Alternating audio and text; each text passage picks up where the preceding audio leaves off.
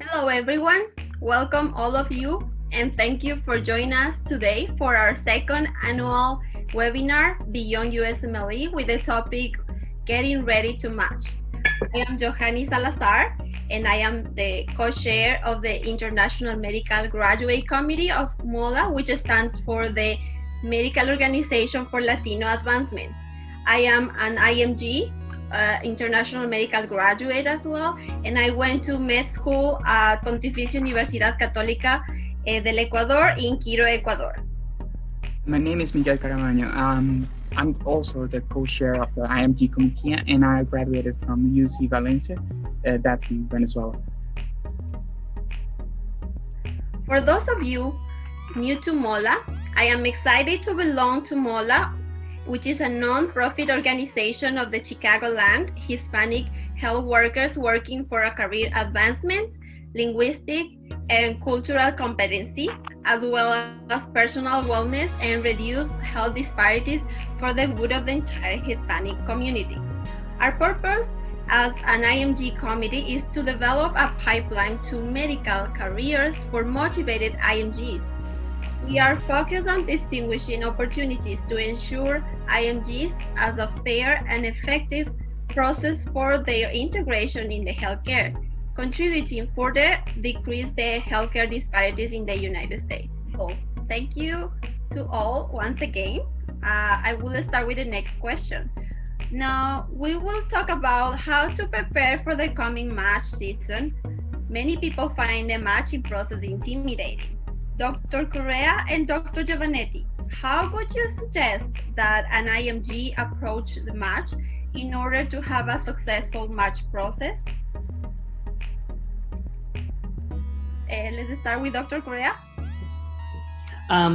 Yes, so this is a complex question because there's multiple components on the match at the end that have to be taken into account.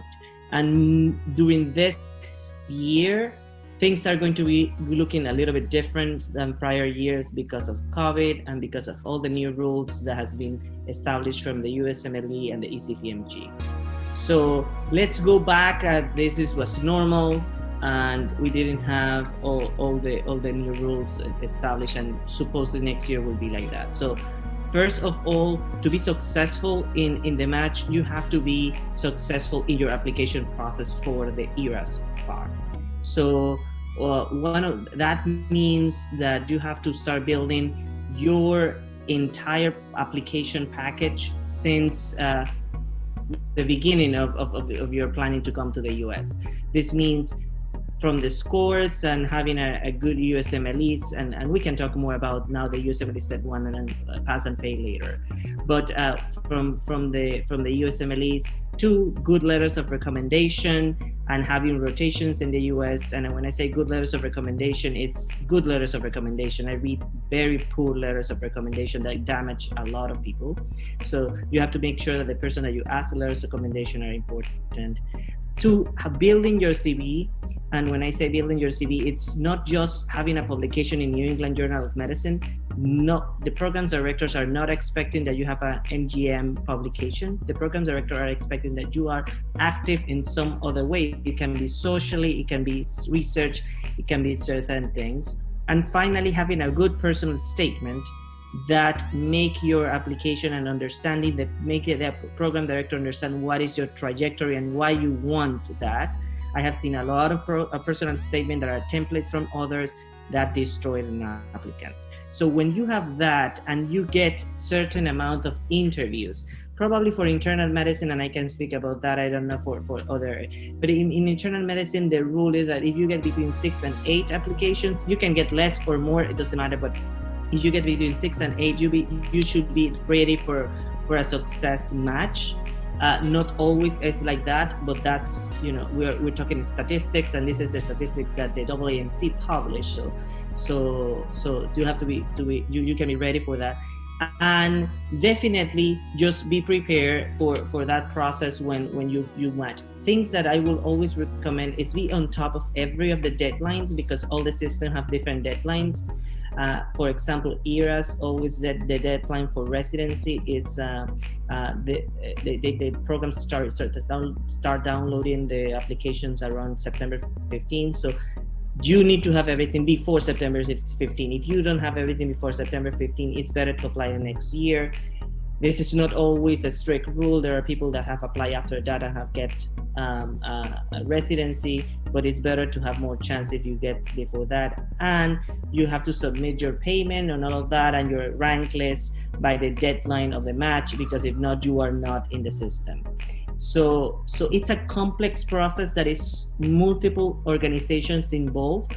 And I think that understanding each one, and probably I will not have so much time to explain each one, but there's many abbreviations that need to understand, and they're different from another.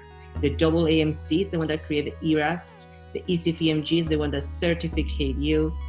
The ACGME is the one that after the match will take care of you. The AMA is the one that have in charge of FRIDA, where you can look at IMG friendly programs. The match is a different organization that arrange the match with conjunction of certain stakeholder. And the USMLE is an organization that comes from the NBME and the FSMD. So it's a complex process, but if we have time, we can go in more detail each of them. Thank you so much. What do you think, Dr. Giovannetti? So, well, thank you, Dr. Correa. He's very good information about all the process. I think, you asked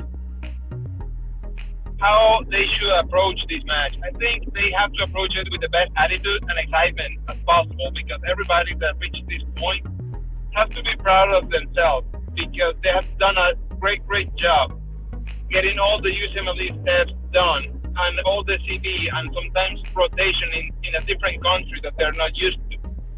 So I think that's the first thing, that they have to have the best attitude, and they have to be well prepared. On my experience, I've been in the selection committee for residents for the last at least 3 years, and sometimes very involved with the IMG residents that come to the program. And I'm telling you that not everything is the USMLE course. That's something that actually many people get depressed because they get like a really bad score. I'm telling you, it's not everything. It's not everything. As Dr. Correa well said, you need to have a very well built CV and application. So application is not something that needs to be done in one day. You have to dedicate a couple of hours every day to just make it perfect. I will say make sure that your personal statement is short and well written. Letter of recommendations as much as you can. Sometimes for us it's difficult to understand, and we're gonna take all those in more consideration in another question later, I'm sure. But I think it's just the attitude. You need to get prepared for the interviews. It's something important. It's not just going there and see what they are going to ask you and just answer from like giving a book answer. You need to give an answer that comes from your heart. They need to know that you're completely honest, and you need to have some social skills. Language is important for us.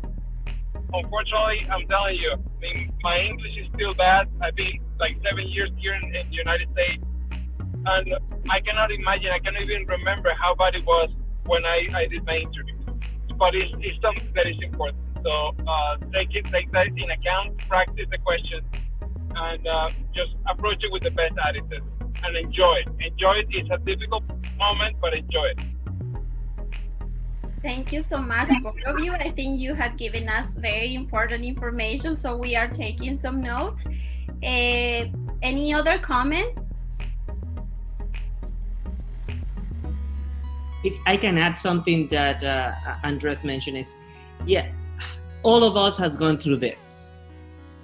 All of us has been in this, the panelists and the ones that have matched, all of us has gone through this. All of us have suffered. We didn't have time for things. Some of us have to work for achieving all of the things. Some of us takes not only 1 year, It's not like I remember when I was in medical school, it was like, oh, I want to do medical school. After that, I want to do residency, fellowship, and start working. Life is not like that. Life is not straight line. You have to take some pathways. But at the end, what the more rewarding thing is that even though it doesn't matter how long it takes to you and you achieve your goal, that's the most rewarding thing. And I think that you value more when you suffer for something that when somebody gives you for granted something. And the other thing is regarding English, I think it's very important. But in the US, I don't know if this happens in all the countries, but in Panama happens that if you don't have a perfect pronunciation of something, everybody will look bad at you. In the US, it's not like that. In the US, if you can communicate, meaning that it doesn't have the perfect pronunciation, but you can communicate with somebody, you will be fine. Of course, if you go to a place that is remote and have less diversity, definitely they will have some reluctancy. But we are talking about the East Coast, the South, the Center. We're talking about people with multiple accents. The best thing to do is communicate adequately. It's not having the perfect accent that many of us will never acquire because we didn't born in this country or sometimes didn't do classes for making that accent perfect. Thank you very much.